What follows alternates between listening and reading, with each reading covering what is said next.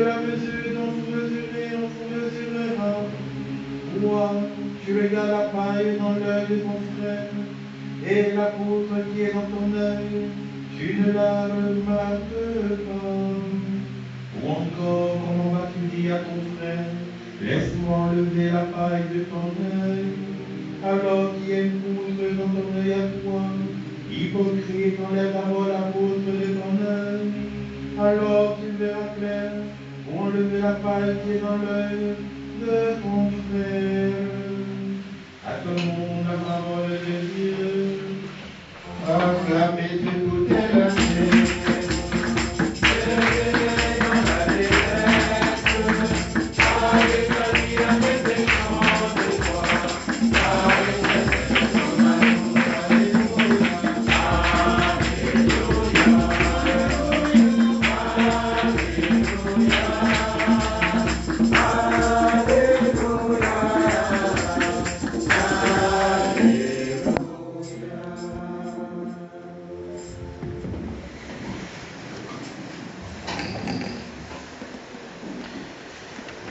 Nous commençons aujourd'hui le cycle d'Abraham, mais il s'appelle encore Abraham, c'est le nom païen, en fait pas le nom païen, c'est le nom qu'il a reçu de ses parents, avant que Dieu ne va décider de changer son nom dans les jours à venir, je crois d'ici vendredi ou samedi, nous aurons le nom d'Abraham. Pour le moment c'est Abraham. Juste pour dire que l'histoire d'Abraham coïncide avec le début de l'histoire historique de la Bible. Est-ce que c'est clair pour tout le monde? Quand je parle de l'histoire historique, en fait, ou alors des événements historiques de la Bible, vous comprenez ce que ça veut dire? C'est-à-dire que tout ce qui se passe avant Abraham est préhistorique. Ce n'est pas historique. C'est-à-dire scientifiquement, vous ne pouvez pas prouver qu'il y a eu le déluge. Vous ne pouvez pas prouver scientifiquement que Adam et Ève, que Adam a été créé à partir de la glaise, à partir de la boue. Sinon, il aurait fallu qu'il y ait quelqu'un, un journaliste qui soit présent, qui participe à la création d'Adam et Ève pour affirmer que, voilà comment. Vous comprenez ce que veut dire? Christ? Ah, d'accord. Bon, sur ce... Voilà, donc, c'est pourquoi je dis, l'histoire du salut commence avec Abraham. Avant, on ne sait pas. Mais c'est la Bible, c'est la parole de Dieu, même si on n'a pas de références historiques qui authentifient qu'il y a eu Noé, il y a eu l'arche, il y a eu ci, il y a eu ça, on croit, parce que c'est la parole de Dieu. Amen. Voilà. Mais l'histoire véritablement commence avec Abraham. On connaît son village en Irak aujourd'hui. On connaît son village. Voilà. Ok, c'était une parenthèse par rapport à la lecture, mais ce qui m'intéresse, c'est l'évangile. Et donc, dans l'évangile, nous avons un passage que nous connaissons très bien et qui revient très souvent dans les confessions. Hein? Puisqu'il nous est dit, ne jugez pas. C'est très récurrent. Je ne sais pas si on faisait un sondage ici, qui n'a jamais jugé, je suis sûr que ce sera... Voilà. Donc, ce sera 0%. Donc, ne jugez pas, dit le Seigneur, pour ne pas être jugé. C'est un impératif, c'est une affirmation, c'est même, j'ai envie de dire, c'est inquiétant. Quand le Seigneur parle ainsi, il sait de quoi il parle, il est sérieux. Juger signifie plusieurs choses. Juger, le terme juger, le verbe juger a beaucoup de synonymes. Ça veut dire trier, ça veut dire cribler, parce que quand tu juges, tu pointes. Hein? Ça veut dire séparer. Juger veut dire aussi discerner, examiner, apprécier. Tout ça découle du verbe juger. Et Dieu va dire, en fait, Jésus va dire, de la mesure dont vous mesurez, on vous mesurera aussi. Puisque quand nous jugeons, comme je parlais d'examiner, d'apprécier, de discerner, il y a une sorte de mesure. D'accord? On prend position. On prend position, on sépare. Je ne suis pas comme tel. Vous vous souvenez de ce publicain qui va prier au temple avec le publicain. Le publicain n'ose même pas lever les yeux vers le Saint des Saints, mais lui il dit, bon, en tout cas, Seigneur, je te rends grâce parce que je ne suis pas comme lui. Il a déjà catalogué, il a déjà jugé, condamné, voilà, c'est fini. Donc, heureusement, je ne suis pas comme lui. Je suis quand même différent, quand même. Donc, voilà. Hein? Et très souvent, nous sommes comme ça. Nous sommes comme ça, frères et sœurs. Et c'est pourquoi le Seigneur dit, ne jugez pas. Parce que, frères et sœurs, pour juger, véritablement, il faut avoir tout le contour de la chose ou de la situation. Pour juger quelqu'un, dans le sens, non pas dans le sens juridique comme on le fait dans les tribunaux lorsqu'on juge les gens, même là, c'est un jugement imparfait, ce sera toujours imparfait. Parce que c'est ta parole contre la mienne, la parole des avocats contre la parole de... ainsi de suite. Donc voilà, et à partir de là, on va faire un jugement, on va donner un jugement. Ce sera toujours injuste, les jugements des tribunaux. Mais le jugement véritable, c'est un jugement qui tient compte de tout le contour de la situation ou bien de la personne. Notamment concernant une personne, pour juger de manière authentique quelqu'un, il faut vous assurer que vous connaissez, il faut connaître, n'est-ce pas, là où il a vécu. Il faut connaître son éducation. Il faut connaître toutes les influences que cette personne a subies. Il faut connaître surtout l'histoire de son intelligence et de son cœur. Même si vous avez une sœur jumelle, même si vous avez un frère jumeau, est-ce que vous êtes à mesure d'avoir tout ça, de réunir tous ces 5 lieux pour donner un jugement authentique? Je crois pas. Donc, et c'est pourquoi le Seigneur dit, ne jugez pas. Parce que nous avons un regard partiel. Et le Seigneur dit, tu dis à ton frère, laisse-moi regarder la paille dans ton œil, alors que tu as la poudre, c'est-à-dire que tu as le tronc d'arbre dans ton œil. C'est-à-dire que en temps normal, tu ne peux même pas voir la paille chez ton voisin. Parce que chez toi, il y a un tronc d'arbre. Ça symbolise quoi, frères et sœurs? Ça symbolise que chez mon frère, je vois la paille. Comment je vois la paille? Ça veut dire que je vois apparemment. Je ne vois que le peu que je peux voir. Moi-même, je suis un mystère. C'est pourquoi on ne dit pas de tronc d'arbre de poudre. Je pense que c'est arrivé à chacun de nous, hein, de dire, mais pourquoi telle chose m'arrive? Pourquoi je me comporte comme ça? Pourquoi dès qu'on dit telle chose, je me mets en colère? Pourquoi il y a des choses comme ça qui nous mettent hors de nous-mêmes. Mais si on demande, mais pourquoi tu t'énerves? Tu ne peux même pas expliquer. Tu vas dire, mais je ne sais pas. Moi, chaque fois, je ne sais pas. Dès qu'on soulève tel sujet, je suis dans tous mes états.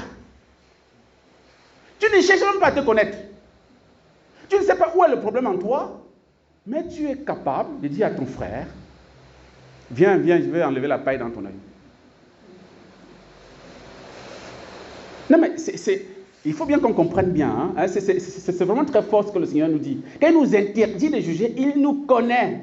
On est limité, on est des êtres de créatures, on est des créatures limitées, on ne sait pas grand-chose. Même par rapport à nous, on a des problèmes. Même nous cerner nous-mêmes, on n'a pas on n'a pas les éléments, on n'a pas les clés. À plus forte raison ton frère. C'est pourquoi, j'aime toujours prendre cet exemple de la femme adultère. Qu'on amène à Jésus pour lapider. On a trouvé cette femme en flagrant, n'est-ce pas, d'adultère. La loi dit il faut la lapider. D'accord. Ok. Mais comme en même temps on veut faire d'une pierre 2 coups, on l'amène à Jésus pour qu'en même temps on lapide 2 personnes, ça vaut moins un couple. Même dans le Congo, ça après on va dire, mais en fait, on les a attrapés à 2 et puis l'homme les a lapidés. Bon, qu'est-ce que Jésus dit? Jésus dit que celui qui n'a jamais péché lui jette la première pierre. Bon, là, chacun est obligé de faire son examen de conscience. Chacun est obligé d'apprendre, de commencer un apprentissage de la connaissance de soi. Alors là, attends, d'accord, hier, j'ai fait quoi? Avant-hier, etc. Et puis finalement, du plus vieux au plus petit, chacun dépose son caillou à disparu. L'histoire est réglée. Jésus ne condamne pas cette femme, non pas parce qu'elle a bien fait, non. Parce que Jésus va plus loin que l'apparence. Jésus est le seul. Dieu est celui qui sonde les cœurs et les reins. Jérémie 17, verset 10. Romains 8, 27 aussi le dit. Dieu sonde les cœurs et les reins. Il est celui qui te connaît, qui connaît tous les contours de ton existence. Il connaît ton histoire personnelle. Comment tu as vécu? Tout ce qui a influencé ta vie, l'éducation que tu as reçue, les blessures de ton cœur, ton histoire intellectuelle, enfin, il connaît toute ton histoire et il sait, en fonction de tout ça, quelle est la gravité ou bien quelle est l'imputabilité par rapport à ta faute. Tu peux me tuer quelqu'un, mais pour Dieu, en fonction de ton histoire, ça diminue l'imputabilité. Vous comprenez? C'est-à-dire, vous avez deux personnes qui tuent chacun une personne, mais la gravité sera différente devant Dieu, en fonction de l'histoire personnelle de chacun. Pour beaucoup d'entre vous, peut-être vous avez eu une bonne éducation.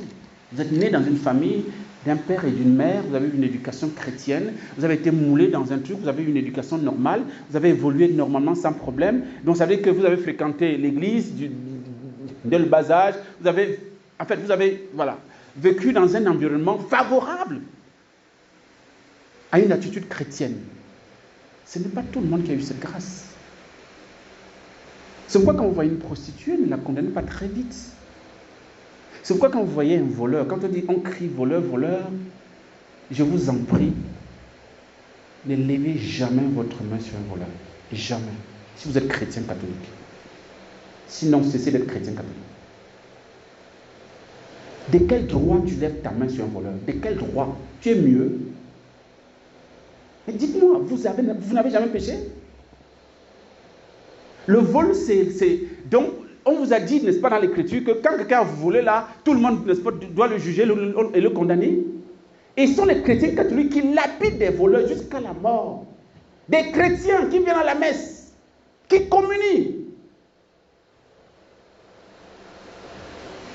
Frères et sœurs, la mesure que vous avez utilisée pour votre frère ou bien pour votre sœur sera utilisée pour vous. Dieu est cohérent. Dieu ne va pas faire semblant que tu n'as pas. Non, non. Comment tu t'es comporté avec les autres? Quelle a été ton attitude lorsque tu as vu quelqu'un fauter? Tu as fait quoi? Tu l'as jeté au bourreau, à la vindicte populaire? Tu as contribué à sa destruction, que ce soit en parole ou en acte. Frère, nous n'avons pas le droit de lever le poing sur qui que ce soit, même un voleur. Nous n'avons pas le droit. Là, nous prenons la place de Dieu. Et or, Dieu est jaloux de sa justice, parce qu'il est à la fois juste et miséricordieux. Nous ne le sommes pas, nous essayons de l'être. Nous ne sommes pas miséricordieux par naissance, par essence. Non, seul Dieu l'est par essence, parce qu'il est Dieu. Donc, changeons d'attitude, convertissons-nous dans notre regard du frère. La mesure que tu utiliseras sera utilisée pour toi. Et je voudrais finir en nous exhortant à utiliser la mesure, ou bien l'unité des mesures de Dieu. L'unité des mesures de Dieu a ceci de particulier qu'elle ne comporte ni chiffres ni marques. C'est une mesure particulièrement élastique. C'est-à-dire, on peut la tirer à l'infini. Ça s'appelle la patience. Ça s'appelle la compassion. Ça s'appelle la miséricorde. Et c'est pourquoi Saint Jacques dira à ses contemporains, et à nous, puisque c'est la parole de Dieu, la miséricorde se moque du jugement. Ça ne veut pas dire qu'il faut être laxiste. Non, je précise en disant aussi que on a le droit de juger. On a le droit de juger, mais dans l'ordre de ce qui est vrai et faux, dans l'ordre de ce qui est bon et mauvais. On n'a pas le droit de juger dans l'ordre de la condamnation. On n'a pas le droit. Nous avons le devoir de juger par rapport à ce qui est vrai, à ce qui est faux. Si vous voyez quelqu'un en train de, de maltraiter un enfant, même si c'est son enfant, vous avez le devoir de réagir, de dire non, ce que vous faites là n'est pas bon. Si vous ne le faites pas, vous êtes complice. Vous voyez? Donc nous avons ce devoir-là. Mais des jugements dans l'ordre de ce qui est vrai et dans l'ordre de ce qui est faux, dans l'ordre de ce qui est bon et dans l'ordre de ce qui est mauvais. Mais quant à condamner mon prochain, je n'en ai pas le droit. Et Saint Paul dit, ayez assez d'humilité pour reconnaître les autres supérieurs à vous. Parce qu'au finish, cet évangile nous invite à quoi? À sortir du complexe, ce que j'appelle habituellement le complexe de sainteté. Je ne suis pas meilleur que les autres. Je ne suis pas meilleur. Nous sommes tous en chemin et Dieu seul sait le niveau d'appartenance de chacun vis-à-vis de lui. Tu ne peux pas dire ce prêtre-là est le plus proche de Dieu par rapport à moi. Tu n'as pas la mesure, tu ne peux pas. Tu mesures avec quoi? Parce qu'il parle bien, parce qu'il a une bonne tête, bien parce qu'il a la taille de Jean-Élisée.